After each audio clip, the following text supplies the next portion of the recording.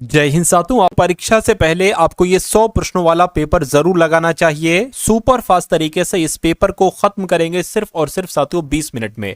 तो क्लास आपकी शुरू हो चुकी है। क्वेश्चन नंबर 1 से लेकर क्वेश्चन नंबर 100 तक आप लोग जरूर देख लीजिएगा और अपने एग्जाम को बहुत आसानी के साथ साथियों क्रैक कर डालिएगा।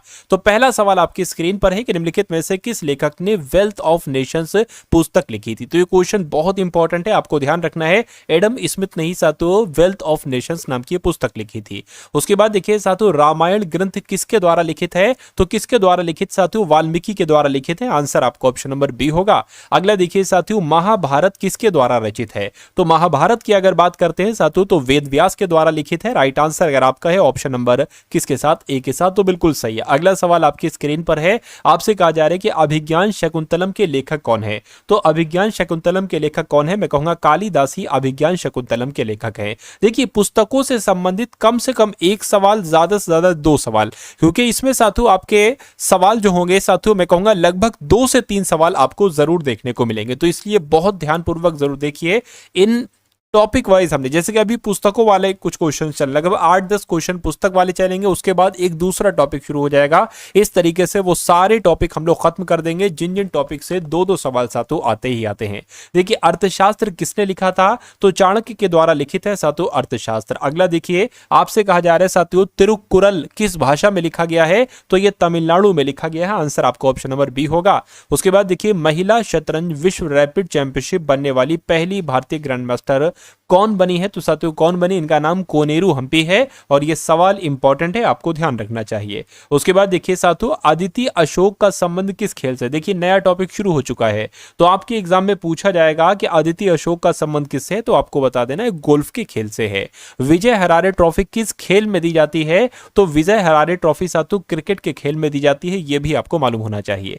अगला देखिए, कितने खिलाड़ी बास्केटबॉल की एक टीम में होते हैं। तो मैं कहूंगा 5 खिलाड़ी होते हैं। कितने खिलाड़ी होते हैं बास्केटबॉल की टीम में, 5 खिलाड़ी होते हैं। फीफा विश्व कप किस खेल से संबंधित है। ये क्वेश्चन साथियों मोस्ट इंपॉर्टेंट है और मैं कहूंगा आपके एग्जाम में सवाल जरूर आना चाहिए।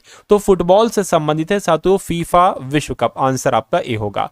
टेनिस के ग्रैंड स्लैम में कितने टूर्नामेंट होते हैं। तो कितने टूर्नामेंट होते हैं साथियों, मैं कहूंगा 4 टूर्नामेंट होते हैं। राइट आंसर आपको ऑप्शन नंबर सी होगा। उसके बाद देखिए, थॉमस कप किस खेल से संबंधित है। तो थॉमस कप आपका बैडमिंटन से संबंधित है। सही जवाब आपको ऑप्शन नंबर ए होगा। देखिए बहुत तेजी के साथ हम लोग चल रहे हैं, इसलिए आपको भी अपने मनोमस्तिष्क को थोड़ा सा एक्टिव रखना होगा और इन सवालों को देखते रहना होगा।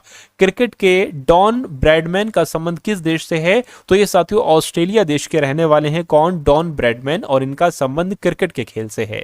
उसके बाद देखिए, फुटबॉल मैच की नियमित अवधि कितनी होती है। तो 90 मिनट की होती है। कितनी अवधि होती है साथियों फुटबॉल के मैच की, 90 मिनट की अवधि होती है।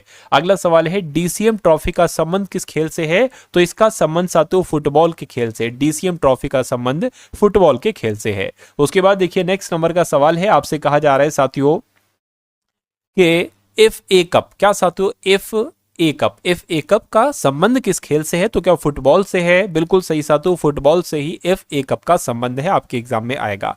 किस खेल में एशेस श्रृंखला खेली जाती है। तो पता साथियों क्रिकेट की अगर बात करते हैं तो क्रिकेट के खेल में ही एशेस श्रृंखला खेली जाती है, आपको ध्यान रखना है, एशेस सीरीज। उसके बाद देखिए, गोल्फ में मास्टर्स टूर्नामेंट कहां खेला जाता है। तो ये साथियों अगस्टा नेशनल में खेला जाता है, आपको ध्यान रखना है। राइट आंसर आपका ऑप्शन नंबर ए है। अगला देखिए, रॉयल चैलेंजर्स किस खेल से संबंधित है। तो ये साथियों क्रिकेट के खेल से संबंधित है। रॉयल चैलेंजर्स की अगर बात करें तो ये क्रिकेट के खेल से संबंधित है। उसके बाद देखिए साथियों, वियना सम्मेलन कब हुआ था। तो वियना सम्मेलन की अगर बात करते हैं तो ये 1815 में हुआ था वियना सम्मेलन। सही जवाब आपका सी होगा।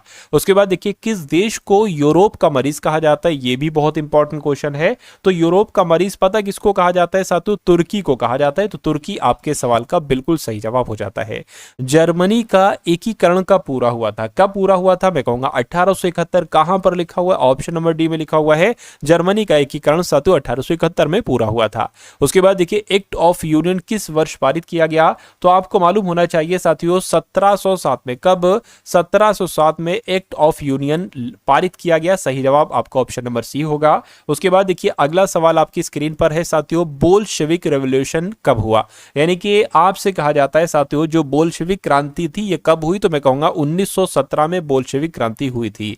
हड़प्पा वासी किस वस्तु के उत्पादन में सर्वप्रथम थे, तो मैं कह सकता हूं साथियों कपास के उत्पादन में सर्वप्रथम थे। आंसर आपका ऑप्शन नंबर ए हो जाता है। उसके बाद देखिए सिंधु सभ्यता का कौन सा स्थान भारत में स्थित है, तो लोथल है, हड़प्पा है, मोहनजोदड़ो है। मैं कहूंगा लोथल जो है ना ये अपने देश भारत में ही है और ये सिंधु सभ्यता का एक स्थान है। सिकंदर ने भारत पर कब आक्रमण किया था, आपसे पूछा जा रहा है। 330 ईसा पूर्व में, 325 ईसा पूर्व में, 326 ईसा पूर्व में। बिल्कुल सही साथियों, 326 ईसा पूर्व में ही सिकंदर ने भारत पर आक्रमण किया था।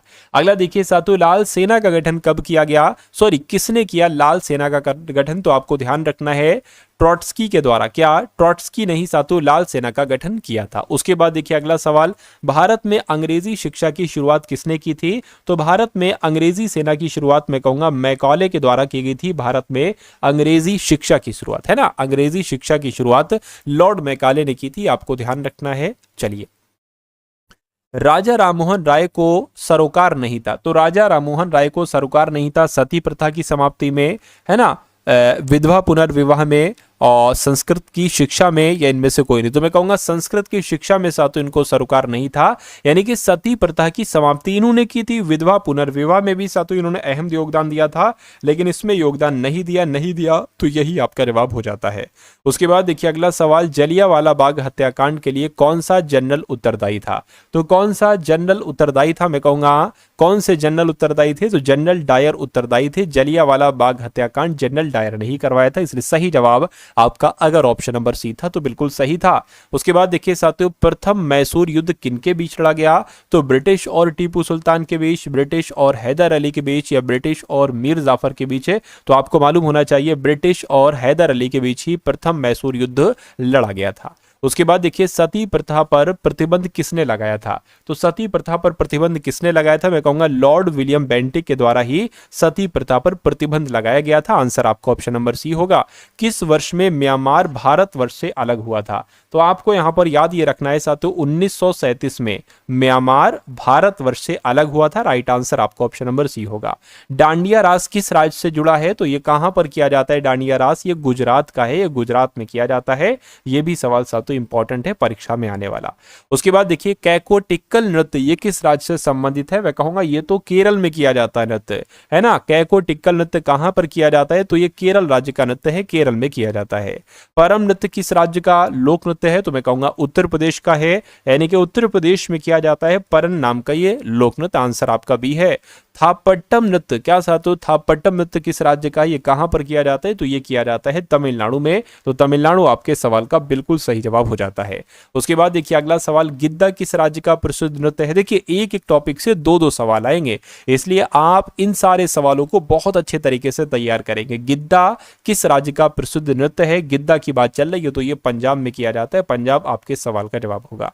अगला देखिए घटम नृत्य किस राज्य से जुड़ा है, यानी कि यह कहां पर किया जाता है घटम नाम का नृत्य, तो ये तमिलनाडु में किया जाता है घटम नृत्य। उसके बाद देखिए आपसे कहा जा रहा है साथियों दफ हो, दफ लिखा होगा, ये दफ लिखा है साथ है ना। दफ नृत्य जो है ना ये कहां पर किया जाता है, तो ये उत्तर प्रदेश में ही किया जाता है, दफ नाम का ये लोक नृत्य। अगला देखिए गोटी पुआ नृत्य किस राज्य का है, ये आपसे पूछा जा रहा है गोटी पुआ नृत्य किस राज्य का है, तो ये ओडिशा में किया जाता है। ओडिशा सातों कहां पर है, ऑप्शन नंबर डी वाले में है। अगला देखिए सातों किराना घराना, किराना घराना किस प्रकार के आलाप के लिए प्रसिद्ध है, तो किराना घराना जो है सातों ये विस्तृत आलाप के लिए प्रसिद्ध है, तो आंसर आपका ऑप्शन नंबर ए होगा। अगला देखिए पटियाला घराने की गायकी की मुख्य विशेषता क्या है, आलाप है ना, आलाप है या बोलतान है, ध्रुपद है, मैं कहूंगा बोलतान है पटियाला घराने की गायकी की मुख्य विशेषता। ग्वालियर घराना किस शैली के लिए प्रसिद्ध है, तो ये साथियों ख्याल गायकी के लिए प्रसिद्ध है। आपको ध्यान रखना है ग्वालियर घराना किस शैली के लिए प्रसिद्ध है? तो यह ख्याल शैली के लिए प्रसिद्ध है। जयपुर घराने के गायक कौन थे? जयपुर घराने के गायक कौन थे? अल्लादिया, है ना, अल्लादिया खान इनका नाम था और ये जयपुर घराने के एक गायक थे। किराना घराने के प्रमुख संगीतकार कौन थे? तो आपको साथों मालूम होना चाहिए अब्दुल करीम खान इनका नाम, और ये किराना घराने के एक प्रमुख संगीतकार थे। आंसर आपका ए होगा। उसके बाद देखिए आगरा घराने के संस्थापक कौन थे?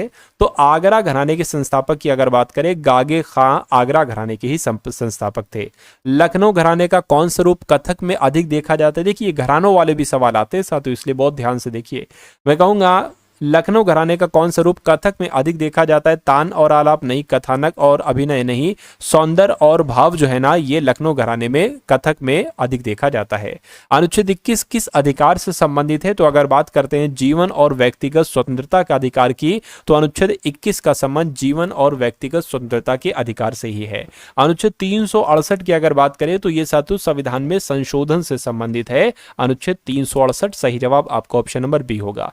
अनुच्छेद 352 की अगर हम बात करते हैं तो ये राष्ट्रीय आपातकाल से संबंधित है, और ऐसा कहां पर लिखा हुआ? ऐसा आपका ऑप्शन नंबर ए में लिखा हुआ है। उसके बाद देखिए अनुच्छेद 19 का ए ये किस अधिकार से संबंधित है? तो ये साथियों समानता के अधिकार से, जीवन के अधिकार से, शिक्षा के अधिकार से, या अभिव्यक्ति के अधिकार से। ये अभिव्यक्ति लिखा होगा, फ्रीडम ऑफ स्पीच, है ना। तो इसका संबंध इससे है, ऑप्शन नंबर डी आपका जवाब होगा। अनुच्छेद 22 किससे संबंधित है? देखिए अनुच्छेदों से संबंधित भी लगभग 2 से 3 सवाल आते हैं। तो अनुच्छेद 22 की जब हम बात करते हैं तो इसका संबंध किससे है, ये आपको बताना है। संपत्ति के अधिकार से नहीं, कार्यस्थल पर सुरक्षा, शिक्षा का अधिकार नहीं, गिरफ्तारी और हिरासत के खिलाफ सुरक्षा से संबंध है साथियों अनुच्छेद 22 का। उसके बाद देखिए अगला सवाल है अनुच्छेद 51 ए क्या है, यानी कि इसका संबंध किससे है? मैं कहूंगा मौलिक कर्तव्यों से है, और ये कहां पर लिखा हुआ है? ऐसा ऑप्शन नंबर सी में लिखा हुआ है। अनुच्छेद 32 की अगर हम बात करें तो इसका किससे संबंधित है? देखिए शिक्षा के अधिकार से संबंधित है, यह संविधान में न्याय पाने के अधिकार से संबंधित है। अनुच्छेद 32 में कहूंगा बिल्कुल सही जवाब। अनुच्छेद 32 का संबंध संविधान में न्याय पाने के अधिकार से ही है। अनुच्छेद 143 यानी कि अनुच्छेद 143 किससे संबंधित है? तो राष्ट्रपति की सलाह लेना, मौलिक अधिकार, आपातकाल की घोषणा, संसद का अधिकार। मैं कहूंगा राष्ट्रपति की सलाह लेना अनुच्छेद 143 से संबंधित है। अनुच्छेद 148 की अगर बात करें तो ये नियंत्रक और महालेखा परीक्षा से संबंधित साथियों अनुच्छेद 148 148। 324 की अगर बात करें, अनुच्छेद 324 की बात करें तो इसका संबंध किससे है? देखिए इसका संबंध तो चुनाव आयोग से है, इलेक्शन कमीशन से ही अनुच्छेद 324 का संबंध है। उसके बाद देखिए अनुच्छेद 44 किससे संबंधित है? तो अनुच्छेद 44 का संबंध है समान नागरिक संहिता से, और ये सवाल भी इंपॉर्टेंट है, कई बार पूछा जा चुका है साथियों आपके एग्जाम में। उसके बाद देखिए अनुच्छेद 164 किससे संबंधित है? अनुच्छेद 164 के एक की अगर बात करते हैं तो वित्त आयोग के गठन से संबंधित है, राष्ट्रपति की नियुक्ति से, न्यायपालिका की संरचना से नहीं साथियों, मुख्यमंत्री की नियुक्ति से संबंधित है। अनुच्छेद 164 का एक ही आपको ध्यान रखना है। उसके बाद देखिए अनुच्छेद 370 किस राज्य से संबंधित है? अगर आ जाए ये सवाल तो जम्मू कश्मीर आप लोग लगा देंगे। अगला सवाल आपकी स्क्रीन पर है, देखिए और बताइए कि आपका जवाब होगा। साथियों अगर आपने अभी इस वीडियो को लाइक नहीं किया है तो वीडियो को लाइक कर दीजिए। चैनल पर अगर आप लोग नए हैं चैनल को तुरंत सब्सक्राइब करके बेल आइकन पर क्लिक कर लीजिए अपनी परीक्षा को साथियों क्रैक करने के लिए। अब अधिक समय नहीं बचा है, बहुत कम समय साथियों आपके पास है, ऐसा आप मानकर चलिए, और इसमें मेहनत आप जी तोड़ करिए, दिन रात एक कर दीजिए, क्योंकि इस भर्ती में आपको सिलेक्शन हर हालत में लेना ही लेना है, क्योंकि फिर इससे बड़ी वैकेंसी नहीं आ पाएगी साथियों, है ना। अनुच्छेद 1 क्या बताता है? स्वतंत्र न्यायपालिका के बारे में बताता है? नहीं। मौलिक अधिकार, भारत का संघ, बिल्कुल यूनियन ऑफ इंडिया यानी कि भारत के संघ के रूप में साथियों अनुच्छेद 1 इसके बारे में बताता है। आंसर आपका ऑप्शन नंबर सी होगा। अनुच्छेद 21 का ए किस अधिकार से संबंधित है? तो अभिव्यक्ति की स्वतंत्रता के अधिकार से नहीं, शिक्षा के अधिकार से संबंधित है। अनुच्छेद 21 का ए, ये भी अच्छा सवाल है, ये बात आप लोग साथियों यहां पर याद रखेंगे। उसके बाद देखिए साथियों अब कुछ क्वेश्चंस आप लोग करंट अफेयर टाइप के देख लीजिए, ठीक है ना। विश्व सुनामी जागरूकता दिवस साथियों कब मनाया जाता है? तो आपको ध्यान रखना है 5 नवंबर को मनाया जाता है। अब साथियों करंट अफेयर के सवाल देखिए, तो रिपीट क्वेश्चन हो गया। उसके बाद देखिए आपसे कहा जा रहा है कि सैटेलाइट आधारित इंटरनेट सेवाएं प्रदान करने के लिए स्टारलिंक से समझौता करने वाला पहला राज्य कौन बना है? तो कौन बना है साथियों आपको मालूम होना चाहिए, महाराष्ट्र बना है। महाराष्ट्र आपके सवाल का बिल्कुल सही जवाब हो जाता है। उसके बाद देखिए अगला सवाल आपकी स्क्रीन पर है, कहा जा रहा है कि दुनिया के सबसे बड़े पुरातात्विक संग्रहालय जीईएम का उद्घाटन कहां पर हुआ है। तो इसका उद्घाटन साथियों किस देश में हुआ है, मैं कहूंगा मिस्र देश में साथियों इस देश का इसका जेम का उद्घाटन हुआ है। उसके बाद देखिए पूर्वी प्रचंड प्रहार नामक त्रिसेवा अभ्यास किस राज्य में आयोजित किया गया है। तो ये साथियों अरुणाचल प्रदेश में आयोजित किया गया है पूर्वी प्रचंड प्रहार नामक त्रिसेवा अभ्यास। उसके बाद देखिए कहा जा रहा है कि सीबीएसई ने कहा अंतर्राष्ट्रीय सहोदय बैठक आयोजित की है। तो ये साथियों दुबई में आयोजित की गई, यानी कि सीबीएसई ने दुबई देश में पहली अंतर्राष्ट्रीय सहोदय बैठक आयोजित की है। नेक्स्ट नंबर का क्वेश्चन आपकी स्क्रीन पर, कौन वैश्विक हरित हाइड्रोजन सम्मेलन की मेजबानी करेगा। तो साथियों कौन करेगा, नेपाल, श्रीलंका, म्यांमार या अपना देश भारत। मैं कहूंगा भारत करेगा वैश्विक हरित हाइड्रोजन सम्मेलन की मेजबानी। भारत ने किस देश को 20 मीट्रिक टन फोर्टिफाइड यानी पोषक तत्वों से भरपूर चावल का निर्यात किया है। तो भारत ने किस देश को किया है, पपुआ न्यू गिनी को किया है। राइट आंसर आपका ऑप्शन नंबर सी होगा। अगला देखिए साथियों, कौन भारतीय मूल की महिला वर्जीनिया की लेफ्टिनेंट गवर्नर बनी है। तो साथियों कौन बनी है आपसे पूछा जा रहा है, गजाला हाशमी बनी है। तो गजाला हाशमी आपके सवाल का बिल्कुल सही जवाब होगा। कौन भारतीय मूल की, तो रिपीट क्वेश्चन है। अगला सवाल देखिए, किस देश के पूर्व औपचारिक राष्ट्र अध्यक्ष किम योंग नाम का निधन हुआ है। तो यहां पर अगर बात करें कि आपका जवाब क्या होगा साथियों, उत्तर कोरिया आपके सवाल का जवाब हो जाएगा। उत्तर कोरिया देश के पूर्व औपचारिक राष्ट्र अध्यक्ष किम जोंग नाम का निधन हुआ है। आंसर आपका ऑप्शन नंबर सी होगा। उसके बाद देखिए, कौन न्यूयॉर्क के पहले भारतीय मूल के मेयर बने हैं।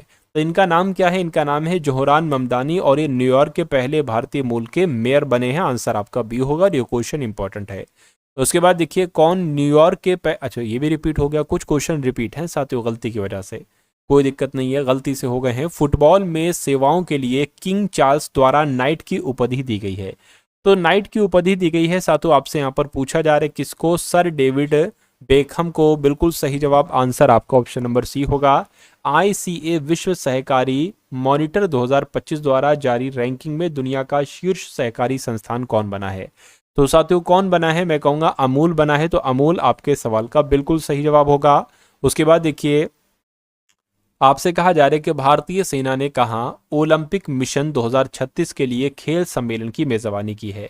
तो आपको मालूम होना चाहिए साथियों नई दिल्ली में, यानी कि भारतीय सेना ने नई दिल्ली में ओलंपिक मिशन 2036 के लिए खेल सम्मेलन की मेजबानी की है। भारत ने कब तक 300 मिलियन टन इस्पात उत्पादन क्षमता का लक्ष्य रखा है। तो अगर बात करते साथियों कब तक रखा है, 2030 तक रखा है। भारत ने 2030 तक 300 मिलियन टन इस्पात उत्पादन क्षमता का लक्ष्य रखा है। अगला देखिए साथियों, किसने इंडिया इंटरनेशनल बुलियन एक्सचेंज पर पहला गोल्ड ट्रेड किया है। तो क्या आपके सवाल का जवाब हो सकता है, मैं कहूंगा साथियों स्टेट बैंक ऑफ इंडिया आपके सवाल का बिल्कुल सही जवाब हो जाएगा। अगला क्वेश्चन आपकी स्क्रीन पर है, तंबाकू और वेपिंग उत्पादों पर पीढ़ीगत प्रतिबंध लागू करने वाला पहला देश कौन बन गया है। तो पहला देश कौन बन गया है साथियों, इंग्लैंड, ऑस्ट्रेलिया, मालदीव। मैं कहूंगा मालदीव बन गया है। आंसर आपका ऑप्शन नंबर सी होगा। किस राज्य की गोगाबील झील भारत की 94वीं रामसर साइट बनी है।